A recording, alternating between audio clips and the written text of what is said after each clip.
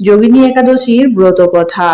মহাভারতকালে একদা ধর্মরাজ যুধিষ্ঠির শ্রীকৃষ্ণকে জিজ্ঞেস করেন, হে ত্রিলোকীনাথ, আমি জ্যৈষ্ঠ মাসে শুক্লপক্ষের ব্রত কথা শুনলাম, এবার দয়া করে আষাঢ় মাসে কৃষ্ণপক্ষের একাদশীর কাহিনী শোনান। এই একাদশীর নাম ও মাহাত্ম্য কি, আমাকে বিস্তারিত জানান। শ্রীকৃষ্ণ বললেন, হে পাণ্ডুপুত্র, আষাঢ় মাসে কৃষ্ণপক্ষের একাদশীর নাম যোগিনী একাদশী। এই ব্রত প্রভাবে সমস্ত পাপ নষ্ট হয়। এই ব্রত ইহলোক ভোগ ও পরলোকে মুক্তি দেয়। হে ধর্মরাজ, এই একাদশী ত্রিলোকের প্রসিদ্ধ। এই ব্রতের প্রভাবে সমস্ত পাপ নষ্ট হয়ে যায়। তোমায় আমি পুরাণে উল্লেখিত কাহিনী শোনাচ্ছি, মন দিয়ে শোনো। অলকাপুরী নামক রাজ্যের কুবের নামক এক রাজা বাস করতেন। তিনি শিব ভক্ত ছিলেন। তার হেমমালী নামক এক যোগ্য সেবক থাকতো, যে পুজোর জন্য ফুল নিয়ে আসতো। হেমমালীর বিশালাক্ষী নামক অতি সুন্দরী স্ত্রী ছিল।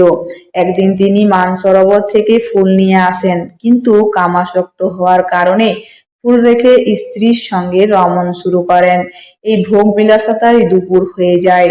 হেমমালীর অপেক্ষা করতে করতে কুবেরের দুপুর হয়ে যায়। রাগের মাথায় রাজা নিজের সেবককে হেমমালীর সন্ধান করতে বলেন।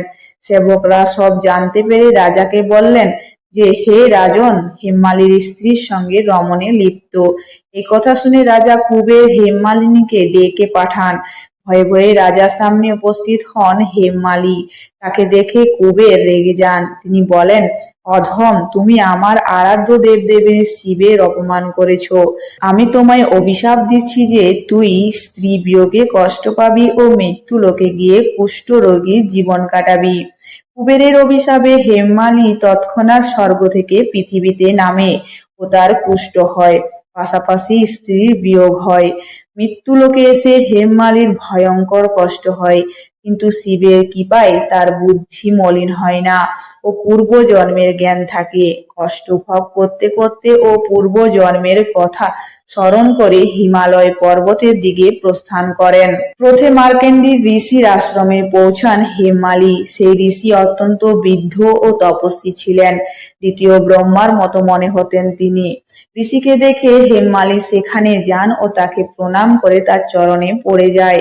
হেমমালিনীকে দেখে মার্কেন্ডী ঋষি বলেন, তুই কোন নিকৃষ্ট কর্ম করেছিস যে কারণে তোর কুষ্ঠ হয়েছে ও ভয়ানক কষ্ট ভোগ করতে হচ্ছে?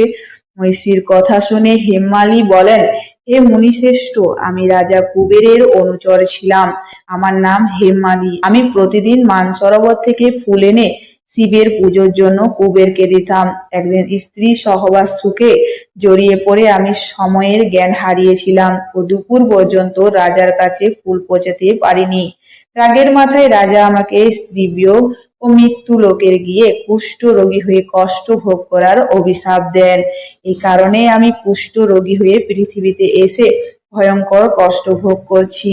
অতএব কৃপা করে আমায় এমন কোনো উপায় জানান যাতে আমার মুক্তি হতে পারে। তখন মার্কেন্ডী ঋষি বলেন, হে হেমমালী, তুই আমার সামনে সত্যি কথা বলেছিস। তোর উদ্ধারের জন্য একটি ব্রত সম্পর্কে জানাচ্ছি।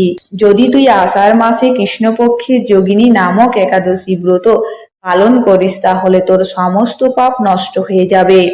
মহিষীর কথা শুনে হেমমালী অত্যন্ত প্রসন্ন হন ও তার পরামর্শ অনুযায়ী যোগিনী একাদশী ব্রত পালন করে। এই ব্রতের প্রভাবে নিজের পুরনো স্বরূপ ফিরে পায় হেমমালী। এরপর নিজের স্ত্রীর সঙ্গে সুখে বসবাস শুরু করে। কৃষ্ণ বললেন, হে রাজন, এই যোগিনী একাদশী ব্রত কথা ৮৮,০০০ ব্রাহ্মণ ভোজন করানোর সমান ফল প্রদান করে। এই ব্রতের প্রভাবে সমস্ত পাপ নষ্ট হয়ে যায়। ব্যক্তি অবশেষে মোক্ষ লাভ করে স্বর্গে প্রস্থান করে।